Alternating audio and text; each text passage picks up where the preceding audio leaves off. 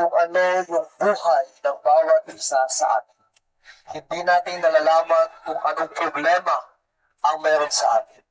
At hindi rin po natin nalalaman kung ano yung maaaring mangyari sa atin sa bawat galaw, sa bawat ginagawa sa pag-araw-araw po nating pamumuhay. So narito po kami mga kaibigan, mga kapatid, upang magbigay ng babala at magbigay din po ng pag-asa para sa bawat isa. Hindi po kami naparito, kundi para manghingi ng anumang halaga o manghingi ng anumang klaseng bagay o offering sa aming maglilingkod. Kundi pagkakaloob po namin ito ng libre at wala pong bayad. So, we are the volunteers of 7-1 na nagbibigay ng pag-asa at babala sa bawat isa sa atin sa pamamagitan po ng bus preaching at sa pagbibigay ng mensahe sa mga public market. So, ito po ay panawagan sa bawat isa po sa atin na narito sa sanlibutan natin pong Panginoon. According to Corinthians, mga kapatid, mga kaibigan, ang ating pong Panginoon ay bababa sa alapaap. At sa isang mata, ang lahat ng mga nangabubuhay ay babaguhin ng ating pong Panginoon. So, ang lahat po pala ay babaguhin, mga kaibigan, mga kapatid.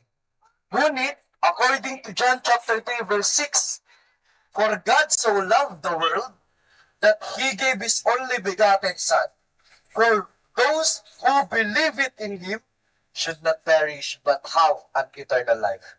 For those, para sa mga taong naniniwala, para sa taong nananampalataya at iniibig ang Panginoon, ang buhay na walang hanggan na ipagkakaloob po sa bawat isa atin.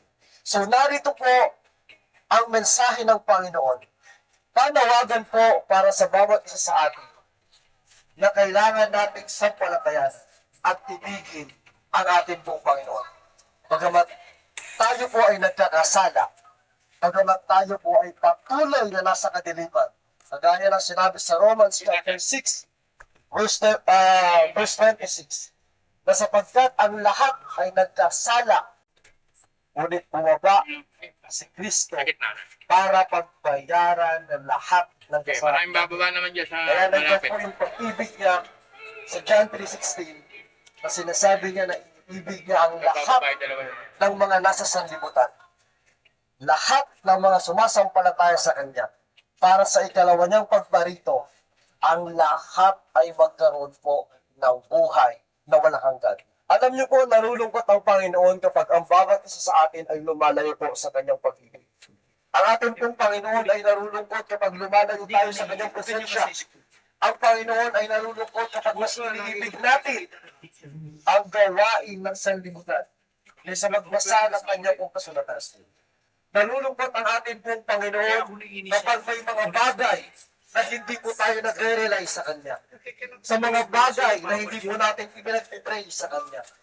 Sapagkat ang ating pong Panginoon ay sobrang maibigin. Ang ating pong Panginoon ay sobrang lapit sa bawat isa sa atin. Kaya ayaw niya pong nahihiwalay siya sa Kanya pong mga anak.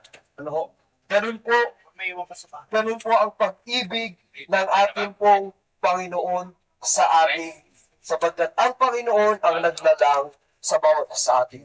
Kaya nga sabi sa John 14, verse 1 to 3, huwag magulumihanan ng inyong puso, magsisampalataya kayo sa Diyos, magsisampalataya din naman kayo sa akin. Sa bahay ng aking Ama ay maraming tahanan.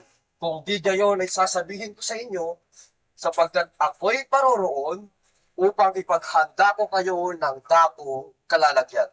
At kung ako'y kumaroon at kayo'y may paghanda ko ng kalalagyan, ay muling paririto ako at kayo'y tatanggapin ko sa aking sarili. Upang kung saan ako naroon, kayo din naman ay tumuon. Ganun po tayo kamahal ng ating pong Panginoon. Siya po ay bumaba sa lupa, namatay, nabuhay matapos ang ikatlong araw, And after niyang bumalik sa kanyang mga disipulo after mabuhay, umakyat siya sa langit para daw ano po, para daw po ipaghanda tayo ng dakong nalalagyan. Sapagkat ayaw ni Kristo na lumalayo po tayo sa kanyang presensya. Ang gusto niya, nasa paligid lang tayo niya. Ang gusto ng Panginoon ay makasama ang bawat isa, kagaya nila Eva at Adan, sa lugar po kung saan sila nabuhay, sa Garden of Eden. Ang bawat isa po sa atin ay may pag-asa na tumira sa langit na bayan. According to Revelation, ng 1,000 taon. After 1,000 years, bababa po tayo upang manirahan sa bago pong Jerusalem na ginawa at itinatag ng ating pong Panginoon sa lahat ng mga naniwala at umibig po sa kanyang pangalan. So, ibig sabihin mga kaibigan, mga kapatid, ang pag-asa po sa ating buhay ay si Kristo.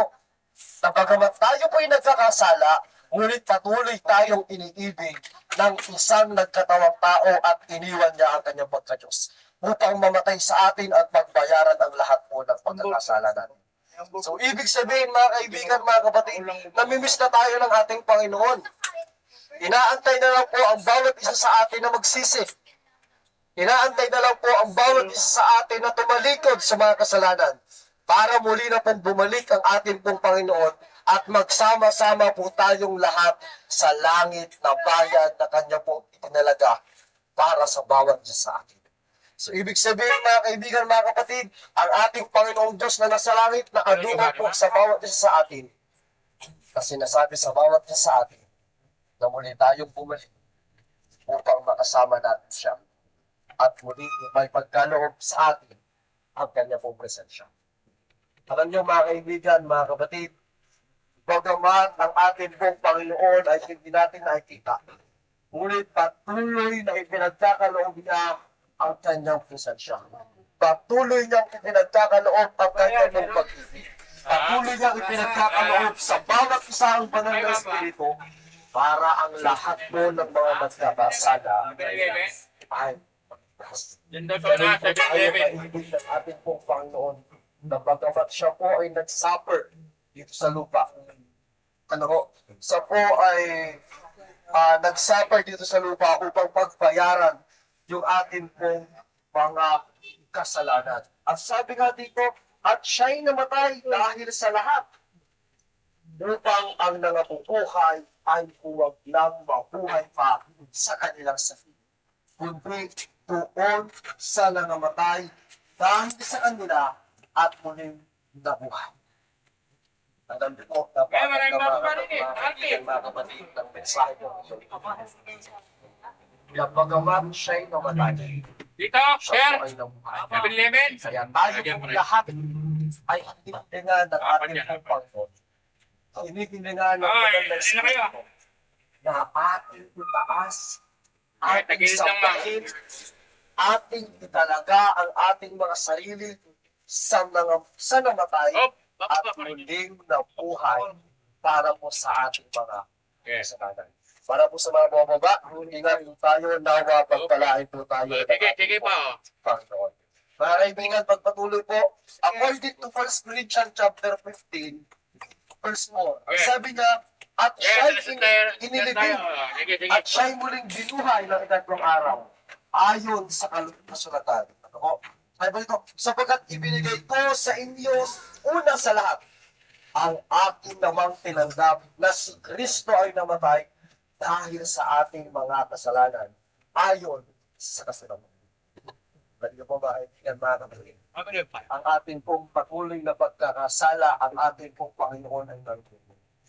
Ang ating pong pagkakasala, mga sumasamba at sumasampalataya at umiibig sa Kanya, ay magkaroon ng buhay na walang hanggan. Ulitin ko po, para po sa mga bumaba, ingat po tayo, nawa po ang patuloy tayong pagpalain ng ating pong Panginoon. Ayan mga kaibigan, mga kapatid, gusto ko pong ipagpatuloy ito at gusto ko pong bigyan ng pagkakataon ng aking pong kasama na mga minamahalagang mga pasahero. Ang aming pong pagbabahagi ng salita ng ating pong mahal na Diyos ay isang pong pagpapaalala na tayo ay mahal ng Diyos. Tayo hindi niya iiwanan o pabayaan sa liputan ito. Patuloy po tayong mananalig at mananampalataya sa ating pong mahal na Diyos. At alam naman po natin mga kaibigan at mga kapatid, na ang sanlibutan na ating pong kinabubuhayan ngayon, ito po ay tinatawag ng iba na hindi na po nare-repair o nababago. Ito po ay patuloy na pagkahamak at pagkaparamaraan. At ang ating na lamang pong pag-asa mga kaibigan at mga kapatid po ay kanya pong babalikan. Tulad po na sinabi ni Mark Yunas na miss na po tayo ng ating pong Panginoong Diyos. Tayo ay hinihintay niya ng ating pagbabalik sa kanyang loob sa pamagitan po ng ating pong pagpapasakop sa ating pong mga sarili sa kanya pong mga salita. Ang kanya pong mga salita patuloy po nating naririnig kahit saan tayo po ay nakapakinig ng mga salita ng ating pong Panginoon sa mga Facebook, sa mga internet o saan man. Ibig sabihin po mga kaibigan at mga kapatid, ginagamit lamang po ng Panginoon ang lahat ng pamamaraan upang ang lahat ng mga tao ay makarinig ng kanya pong mga pabalita, mga salita upang mahanda sa nalalapit na pagbabalik ng ating pong mahal na Diyos. Kaya kahit saan po kayo napaparoon, kayo may napupunta sa mga palengke, kayo may napupunta sa mga loob ng mga bus o kaya sa anumang lugar, kayo man ay nasa pagtingin ng inyong pong mga Facebook o kaya saan mga platform ng technology, inyo pong nakikita ang mga pangangaral ng salita po ng Panginoong Diyos. Ang ibig sabihin lamang po niyan mga kaibigan at mga kapatid, ang Diyos ay nanawagan sa bawat isa sa inyo, sa ating lahat, na tayo po ay magpasakop, magbalik loob sa ating pong mahal na Diyos. Kaya, salamat po sa lahat pong nakatanggap ng mga pamphlets na amin pong pinamahagi. Nandiyan po ang mga contact at mga karagdagang pag-aaral. Maaari po ninyong saliksikin ang banal na kasulatan sa pamagitan po ng mga television, radio na nakalagay po dyan sa inyong pong mga pamphlets na tinanggap. Nandiyan po ang Adventist World Radio. Nandiyan din po ang Hope Channel Philippines. Ayan po inyong makikita sa mga pamphlets. At sa mga gusto pong sumunod sa ating pong Facebook, nandiyan po ang Jewel Sharing Hope, Mass Preaching Ministry. Inyo pong makikita dyan. At matatagpuan po. Ingat po kayo.